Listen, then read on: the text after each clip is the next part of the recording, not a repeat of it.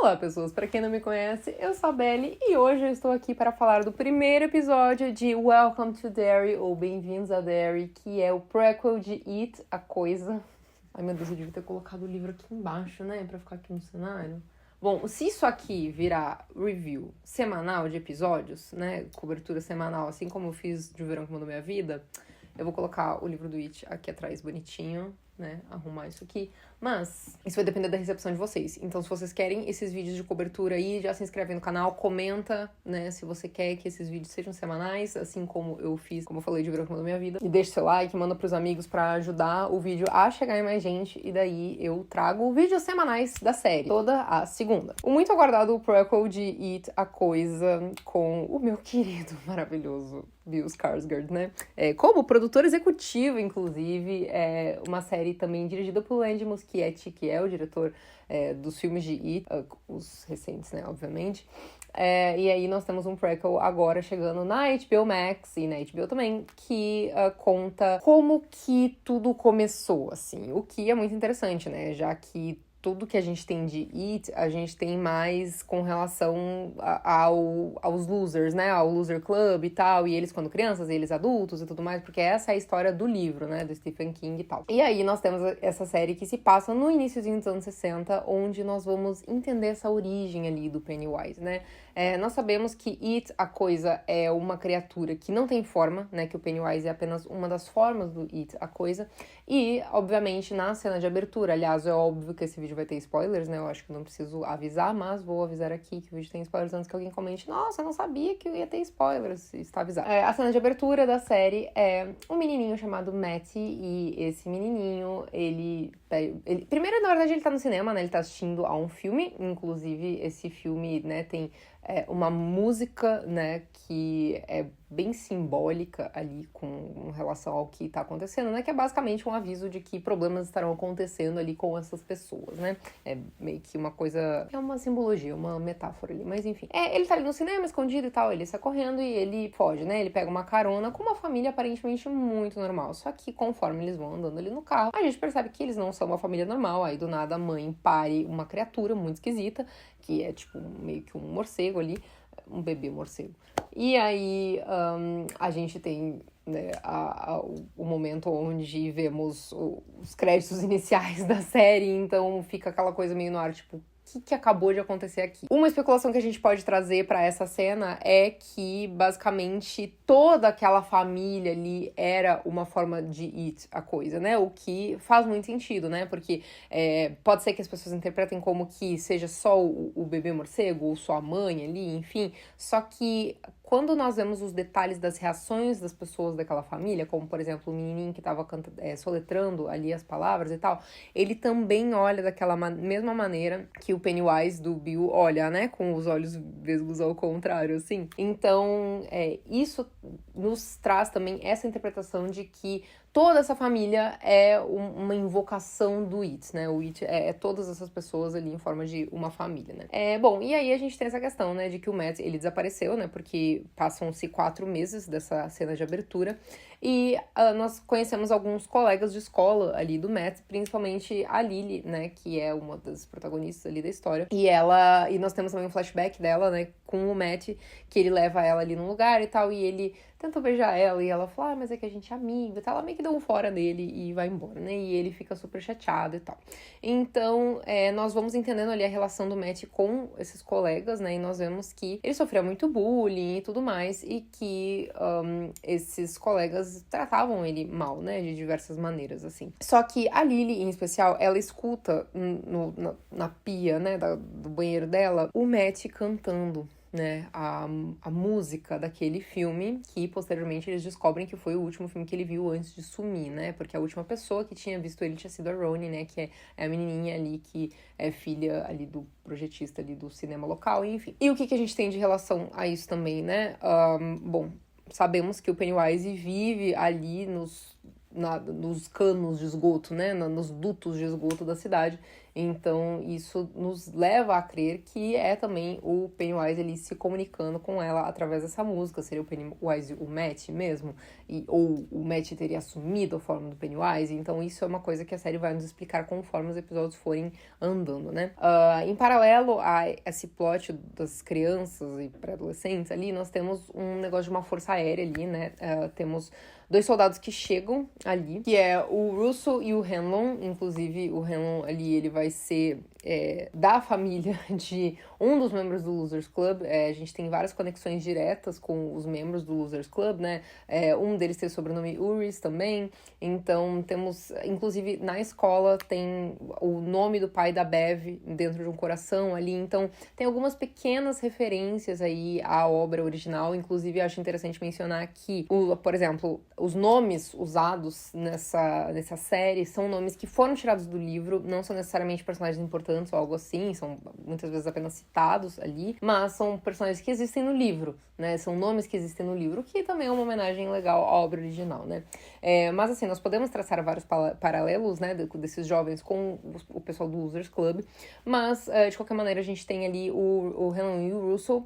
Acho importante mencionar também que nessa época ali, principalmente no Maine, é um estado que sempre teve um altíssimo índice de racismo, né? Inclusive era o estado mais branco, até hoje o estado, entre aspas, mais branco, né, dos Estados Unidos, assim, que tem a maior porcentagem de população branca. E é um estado que tem raízes muito fortes ali no racismo, então a gente vê isso, né, na série. É um contexto social que eu acho que é importante trazer aqui pro vídeo. Então a gente vê cenas assim ali logo nesse primeiro episódio. Eu acredito que será um fato recorrente ao longo dos episódios, né?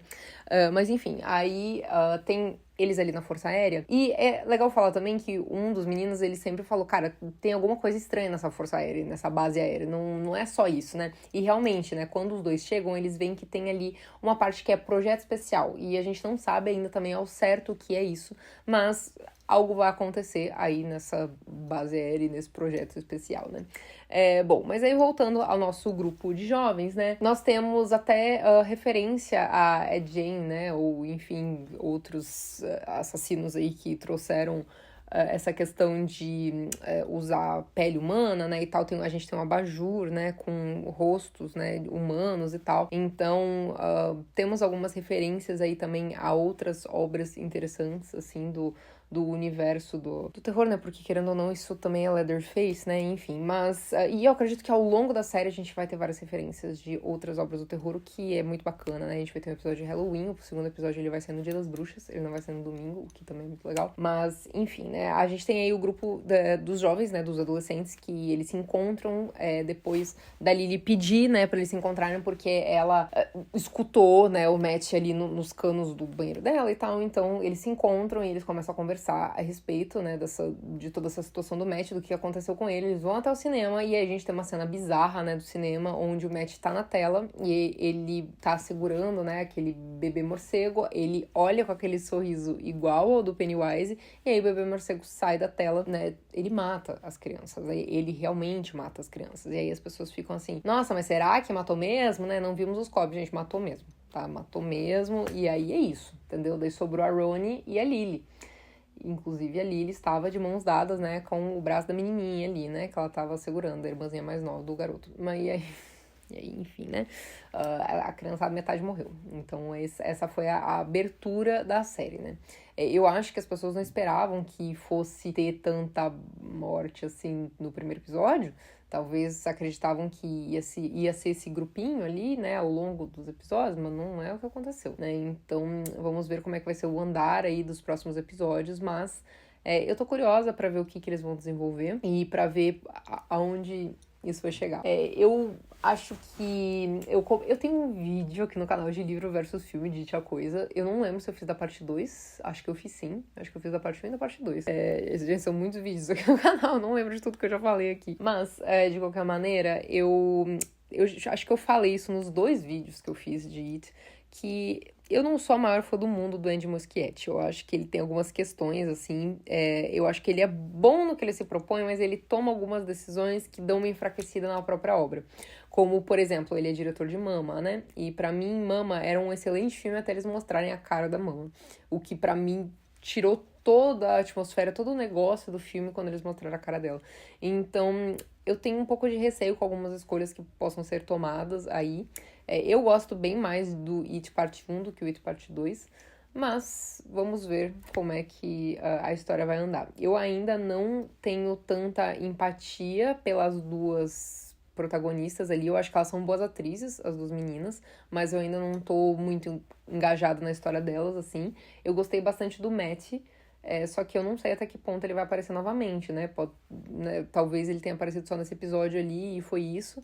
Porque, pra mim, pelo menos, dá a entender que ele também meio que morreu ali, né? Naquela situação da família, né? E tudo mais. Então, vamos ver como é que vai ser isso. Até porque, mais uma vez, lembrando algo que eu falei no começo do vídeo, o It, ele não tem uma forma, né? Ele assume formas de acordo com o que vai mexer com a vítima, né? Que ele quer atrair ou matar, enfim. Então, assim, normalmente ele assume formas que são os maiores medos das pessoas, né? Ou seja, palhaços, ou aranhas, ou coisas do tipo. Mas ele também pode assumir outras formas que sejam convenientes para aquela situação ele se transformar. Então, por isso que eu mencionei que existe a grande possibilidade do It ter assumido a forma de toda aquela família ali, né, para estar ali com o Matt e acabar matando o Matt, né, porque o Matt, no caso, seria o alvo dele, e aí, para depois falar ali com a Lily, ele assumiu a forma do Matt. Enfim, eu acho que é uma série que tem potencial, eu acho que ela tem tudo pra ser muito legal, eu tô muito curiosa pra ver os próximos episódios, e